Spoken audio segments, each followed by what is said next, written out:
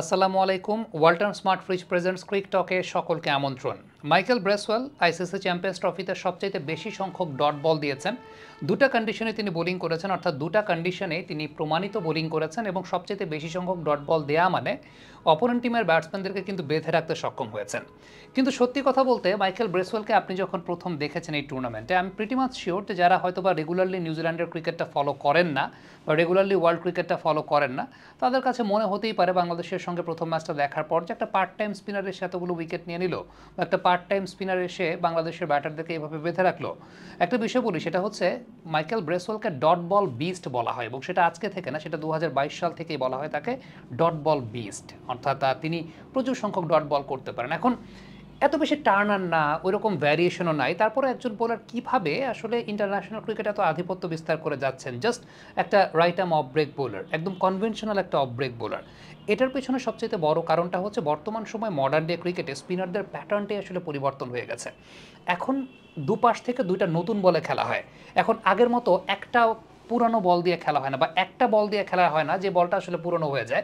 এখন দুপাশ থেকে দুটো নতুন বলে খেলা হয়। যে কোনো একটা বল পুরনো হলে সর্বোচ্চ সেটা 25 ওভারের পুরনো হয়। একটা স্পিনার যখন বোলিং করতে আসেন, ধরেন 10 বা 15 ওভারের সময়, 15 ওভারের সময় যদি একজন স্পিনার বোলিং করতে আসেন, আদতে সেই বলটা আসলে 7 ওভারের পুরনো একটা বল।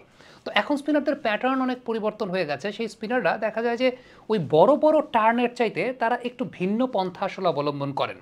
ব্রেসওয়েলের ক্ষেত্রে যে বিষয়টা উল্লেখযোগ্য সেটা হচ্ছে নিউজিল্যান্ড বলি, অস্ট্রেলিয়া বলি, সাউথ আফ্রিকা বলি, ওই সমস্ত অঞ্চলে যেহেতু যে সমস্ত ক্রিকেটাররা বেড়ে ওঠেন, তাদের পিচ খুব বেশি স্পিনের জন্য ফ্রেন্ডলি হয় না। সো তাদের বলের রোলিংটা নিয়ে অনেক বেশি মাত্রায় কাজ করতে হয় এবং এই রোলিংয়ের জন্য তারা যেটা করেন সেটা হচ্ছে over spin kind of delivery করেন, সাইড স্পিন না। আমাদের দেশে যেটা হয় যে আমাদের উইকেটগুলো যেহেতু আলটিমেটলি স্পিনের জন্য, মানে সাইড স্পিনের জন্য খুবই চমৎকার এবং আসলে স্পিনারদের গিয়ে বল ছাড়লেই বাকি কাজ পিচ করে ফেলে। তো আমাদের স্পিনারদের গ্রুম আপটা হয় আসলে সাইড স্পিন নির্ভর বল। এখন পর্দায় ঠিক এই মুহূর্তে আপনারা দেখতে পাচ্ছেন যে সাইড স্পিন আর ওভার স্পিনের পার্থক্যটা। সাইড স্পিনটা হচ্ছে বলটা খুব সিম্পল ওয়েতে আপনি যদি চিন্তা করেন যে একদম বলের সিম পজিশনটা রোল করবে সাইডওয়েজ। আর ওভার স্পিন যেটা, ওভার স্পিন হচ্ছে বলের সিম পজিশনটা রোল করবে আসলে সাইডওয়েজ না, সেটা আসলে যেটাকে বলা হয় যে ওপরের দিকে রোল করবে আর কি বলের সিম পজিশনটা। এখন দুটো ক্ষেত্রে আপনি যদি বল রিলিজিংয়ের কথা বলেন, রিলিজিংয়ের ক্ষেত্রেও বেশ কিছু পার্থক্যের জায়গা আছে। আমি একটা বড় ভিডিও করার চেষ্টা করব সাইড স্পিন এবং ওভার স্পিন। আমাদের বাংলাদেশে ওভার স্পিন কাইন্ড অফ নেচারের বলের এরকম তৈরি হয় না, যেটা সাউথ আফ্রিকা, অস্ট্রেলিয়া, ইংল্যান্ড এই সমস্ত অঞ্চলে যারা বসবাস করেন তারা এরকম ওভার স্পিন নেচারটা ক্রিয়েট করার চেষ্টা করেন। এখন ওভার স্পিনে যেটা হয় যে আলটিমেটলি একটু তারা জোরের উপরে বোলিং করেন, একটু আইলাইনের নিচে ফ্ল্যাটার ট্র্যাজেক্টরিতে বোলিং করেন। সো ব্রেসওয়েলের ক্ষেত্রে ব্যাপারটা সেটা যে একটু আইলাইনের নিচে ইনিশিয়ালি বলটা যখন নতুন আছে একটু জোরের উপর বোলিং করার চেষ্টা করেন, আইলাইনের নিচে বোলিং করার চেষ্টা করেন, স্টাম্প করিডোরটা ছাড়েন না। সবচেয়ে উল্লেখযোগ্য জায়গা হচ্ছে এইটা। আগে যেটা দেখা যেত, স্পিনাররা যেহেতু বড় বড় টার্ন পেতেন, ব্যাটসম্যানকে কাট করাতেন পয়েন্টে বা কাভারে ক্যাচ ধরার জন্য একটা প্রচেষ্টা থাকতো বা একটা ট্র্যাপ সেট করতে পারতেন। বাট এখন যেহেতু বল অতটা পুরনো হয় না, দেশ জুড়ে তোলপাড় ওয়ালটন ফ্রিজ কিনে হতে পারেন মিলেনিয়ার। এছাড়াও রয়েছে লক্ষ লক্ষ টাকার ক্যাশ ভাউচার সহ কোটি টাকার নিশ্চিত উপহার।